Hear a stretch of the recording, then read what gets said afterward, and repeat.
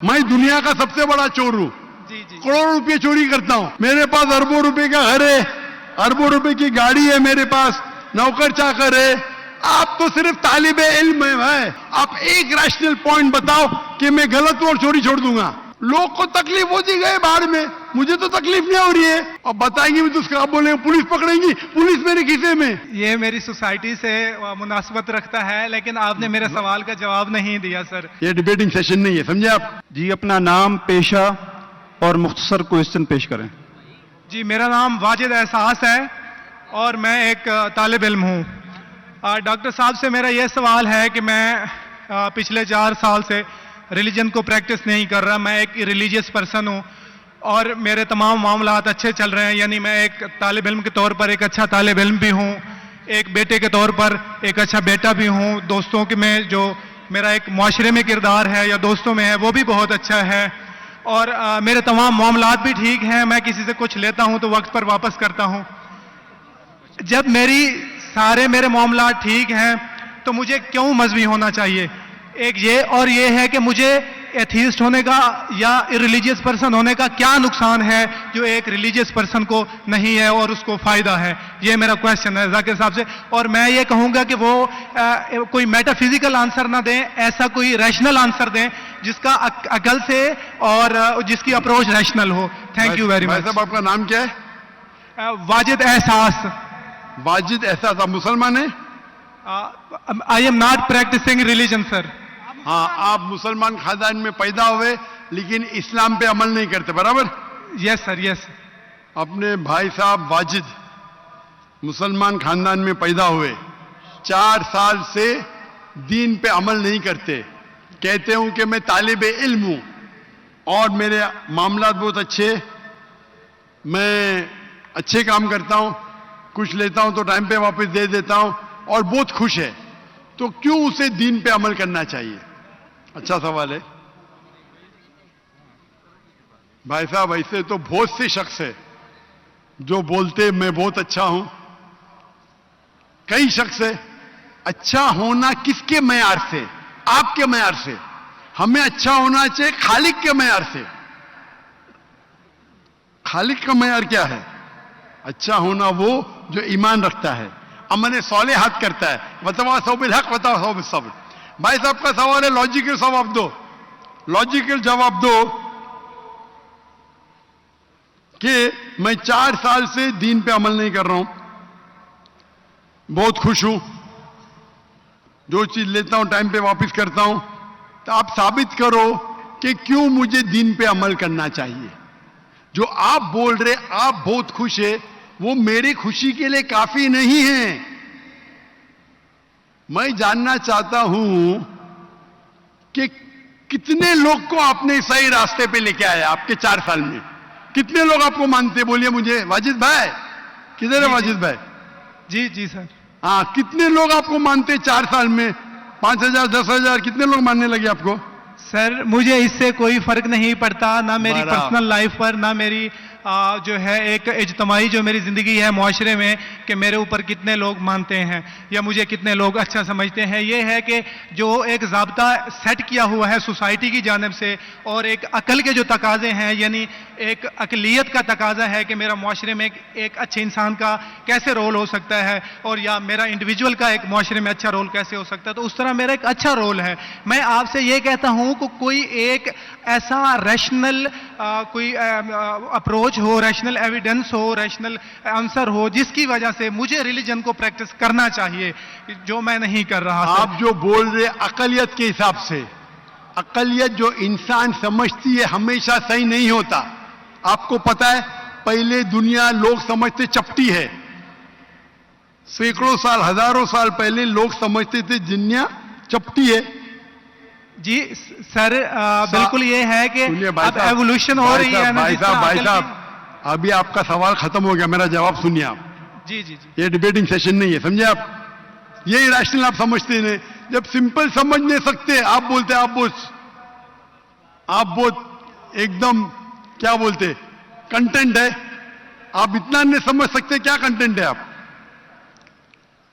आपको सवाल देने का मौका दिया गया है, अभी मेरा जवाब सुनिए। हर इंसान अपने दिमाग से समझता है वो सही है। वो चोर भी अपने दिमाग से सही है समझता है। वो चोर जो चोरी करता है, जो चोर चोरी करता है, वो अपने दिमाग से सही समझता है। आप मुझे एक पॉइंट बताओ। एक चोर है, मान लो मैं चोर हूं, मैं चोरी करता हूं, करोड़ों रुपये लोग की चोरी करता हूं। आप एक रैशनल पॉइंट बताओ कि मैं गलत हूं और मैं चोरी छोड़ दूंगा। एक, चलो भाई साहब वाजिद भाई जवाब दो। मैं दुनिया का सबसे बड़ा चोर हूं, करोड़ों रुपये चोरी करता हूं। आप एक रैशनल पॉइंट बताओ कि मैं गलत हूं और चोरी छोड़ दूंगा। जी सर, उसकी वजह यह है कि आप अगर चोर हैं और चोरी करते हैं तो आप गलत इसलिए हैं कि आपके अमल से लोगों की जिंदगियों पर जो है मुनफी असरात पड़ रहे हैं। मुझे क्या फर्क पड़ता है लोग क्या समझते हैं? मैं तो खुश हूं ना, चोरी करके रोज रोज खरीदता हूं। मुझे क्या, आपको जब मेरे की जरूरत, आप थोड़ी देर पहले पूछे, मुझे फर्क नहीं पड़ता लोग क्या मेरे में, मैं खुश हूं। उसी तरीके से आप लॉजिक पे बात करो, लोग क्या सोचते बात मत करो। मैं तो ये पूछता हूं, आप मुझे मंतिक से, लॉजिक से एक पॉइंट बताओ कि मैं गलत हूं और चोरी छोड़ दूंगा। ये मत बताओ लोग को तकलीफ होती, मुझे क्या फर्क पड़ता है? मुझे तो अच्छा है ना, मैं चोरी खरीदता हूं, रोज रोज खरीदता हूं, बंगला खरीदता हूं, क्या गलत है? लोग को तकलीफ होती, मुझे क्या फायदा, मुझे क्या नुकसान उससे? आपको नुकसान है। आप ये बताओ मेरा नुकसान क्या है? एक, दो नहीं। सर आप ये मुझसे मेरे ख्याल में पूछ रहे हैं कि आप खुश हैं, लेकिन मैं आपसे ये सवाल करता हूं कि मेरे सवाल मत कीजिए, मेरे सवाल का जवाब दो। मेरा सर यही सवाल है। एक लॉजिकल पॉइंट बोलो साबित करने के लिए। मैं दुनिया का सबसे बड़ा चोर हूं, करोड़ों अरबों रुपए चोरी करता हूं, मैं बहुत खुश हूं। लोग को तकलीफ होती गए बाहर में, मुझे तो तकलीफ नहीं हो रही है। इसको बोलते सेल्फ सेंटर्ड। इससे आपने क्या बोले, मैं खुश हूं, मुझे दुनिया की फिक्र नहीं। उसी तरीके से मैं खुश हूं तो आप क्या बोलेंगे मैं अच्छा इंसान हूं? आपकी लॉजिक किधर गई? एक चीज बताओ, एक, दो नहीं, सिर्फ एक। सर मेरे अमल से, मेरे रिलीजियस होने से, आपके अमल की बात नहीं कर रहा हूं मैं, मेरी चीज की बात कर रहा हूं भाई साहब। आप अगर जवाब नहीं दे सकते तो बोलो, मैं जवाब नहीं दे सकता हूं। आप मुझे एक चीज लॉजिकल बताओ जो मेरे लिए नुकसानदार है। अच्छी बात है, मैं चोरी कर रहा हूं, मुझे दुनिया की फिक्र नहीं, मुझे मेरी अपनी फिक्र है। एक लॉजिकल बताओ। आप 4 साल से कर रहे, मैं 10 साल से कर रहा हूं। आप तो, आपकी हालत देख के मुझे अफसोस हो रहा है। मेरी हालत तो बहुत अच्छी है भाई, मेरे पास अरबों रुपए का घर है, अरबों रुपए की गाड़ी है मेरे पास, नौकर चाकर है। आप तो सिर्फ तालिबे इल्म है भाई, कौन अच्छा आप या मैं? इसीलिए लॉजिक, आप ऐसा बोले कि मुझे दुनिया की फिक्र नहीं, तो मैं आपसे अच्छा ना? अगर दुनिया की फिक्र है और मंतिक से सोचो जो जवाब है, नहीं मुझे बाकी लोग की फिक्र है, मैं खुश हूं, तो हर गलत आदमी बोलेगा मैं खुश हूं, आपके पास जवाब ही नहीं रहेगा जैसे आप बोल रहे। मंतिक से सोचे तो मेरे कई तकरीर है। मंतिक से सोचे तो आदमी खुश कौन है? लोग को अभी आपके जवाब पे आता हूं मैं। आपने जो डायलॉग मारे ना, मुझे लोग की फिक्र नहीं, उसमें तो फंस गया। एक बता नहीं सके मुझे, एक, और बताएंगे भी तो उसका आप बोलेंगे पुलिस पकड़ेगी, पुलिस मेरे खीसे में, मैं सबसे बड़ा माफिया है, कौन अटैक करेगा मेरे पास पीछे पे बॉडीगार्ड है। मेरी पूरी तकरीर है इसके ऊपर। अभी मैं आता आपके सवाल पे। लोग अक्सर समझते हैं कि पैसे से अमन मिलता है। आपको पता है कि जितने दुनिया में टॉप 10 रिचेस्ट मैन हैं, 10 में से 8 का तलाक हो चुका है। टॉप 5 में सबका तलाक। कई रिच मैन के बच्चे लोग ने कंप्लेन किया अपने वालिद के बारे में, क्या हैप्पीनेस, क्या हैप्पीनेस। इलॉन मस्क नंबर 1, उसका तलाक। जेफ बिजोस उसका तलाक। बिल गेट्स उसका तलाक। Richest man, $100 billion, $150 billion, $200 billion. क्या फायदा? आपको लगता है हमारे दिमाग में गलतफहमी खुश है, इन लोग बिल्कुल खुश नहीं है। वो जो इंसान गांव के अंदर सुकून की नींद सोता है, वो उनसे ज्यादा खुश है। और ये दुनिया, आपने मेरी तकरीर शायद सुनी ही नहीं, अगर सुनी होती तो ये बात ही नहीं बोलते थे आप। मेरे तकरीर में मैंने कहा हूं कि ये दुनिया हमारे लिए इम्तिहान है आखिरत के लिए। आप जब आखिरत में मानते ही नहीं तो आपको क्या पता? अगर मंतिक से सोचेंगे, लॉजिक से सोचेंगे तो आपको पता होगा कि इस दुनिया का खालिक एक है। आप मेरी वीडियो का सेट सुनिए, डज गॉड एग्जिस्ट? वाजिद भाई, वाजिद का मतलब क्या? आपका नाम क्यों नहीं बदलते आप? वाजिद का मतलब क्या? पाने वाला सर। क्या? पाने वाला। पाने वाला। क्या पाया आपने? सर मैंने 4 साल पहले पाया। हाँ, अभी छोड़ दिए तो नाम तो बदलो। लोग को धोखा क्यों दे रहे? सर ये मेरी सोसाइटी से मुनासबत रखता है, लेकिन आपने मेरे सवाल का जवाब नहीं दिया सर। एटमोस्ट रिस्पेक्ट के साथ सर, मैं वही तो बोल रहा हूं मैं ना, मेरे सवाल का जवाब के लिए मेरे तकरीर सुनो, डज गॉड एग्जिस्ट? सर वो एक और सुनिए सुनिए सुनिए सुनिए सुनिए, नहीं जा रहा। ये बहस नहीं हो रही है, आपका सवाल खत्म हो, जवाब दे रहा हूं मैं। आप ये मानने के लिए डज गॉड एग्जिस्ट, जो लोग खुदा में नहीं मानते वो साबित ही नहीं कर सकते चोर गलत है। अभी मैं आपको साबित करता हूं, जो लोग, आप कुछ भी बोलो, आप बड़े चोर है, आपको पुलिस पकड़ेंगे, पुलिस मेरे खीसे में, आपकी कोई दूसरी चोरी करेंगे, आपका चोरी कोई कर नहीं सकता, मेरे पास बहुत बड़ी गार्ड है। सिर्फ एक ही लॉजिक से आप उस चोर को गलत साबित कर सकते हैं। अगर मैं मुसलमान हूं और मुझे कोई चोर कहता है कि मैं सबसे बड़ा चोर हूं, मैं खुश हूं, मुझे एक लॉजिक बताओ कि गलत है और मैं छोड़ दूंगा। मैं उससे पूछूंगा, अगर तुम्हारे साथ कोई नाइंसाफी होगी तो आप चाहेंगे कि इंसाफ हो? भले आपके साथ कोई चोरी नहीं कर सकता है, मान लो, लेकिन आपके मां के साथ किसने गलत हरकत की है, आप नहीं चाहेंगे कि उसको सजा मिले? आपके बहन के साथ कोई गलत हरकत करता है, आप नहीं चाहेंगे उसके साथ सजा हो? ये दुनिया में आप मिसाल लो हिटलर की। हिटलर ने 6 मिलियन 60 लाख लोगों का कत्ल किया। आपकी पुलिस अगर हिटलर को पकड़ेंगी क्या सजा दे सकती है? मैक्सिमम उसको जला सकती है, एक के बदले एक। 59 लाख 5 मिलियन 999,000 अब भी उस पर अदल्य होता है। आप अगर हिसाब किताब करेंगे तो इनजस्टिस है। आप हिटलर को पकड़ेंगे, आपकी लॉजिक क्या सजा दे सकती है उसको? बोलो, क्या सजा दे सकती है? मान लो हिटलर को आपने पकड़ा, उसने 60 लाख लोग को जिंदा जलाया, आपकी लॉजिक क्या कहती है? क्या सजा मिल सकती है उसको? बोलो बोलो वाजिद भाई। सर आप मेरा सवाल का दो, हिटलर को आज पकड़ेंगे, आपकी लॉजिक क्या सजा दे सकती है उसको?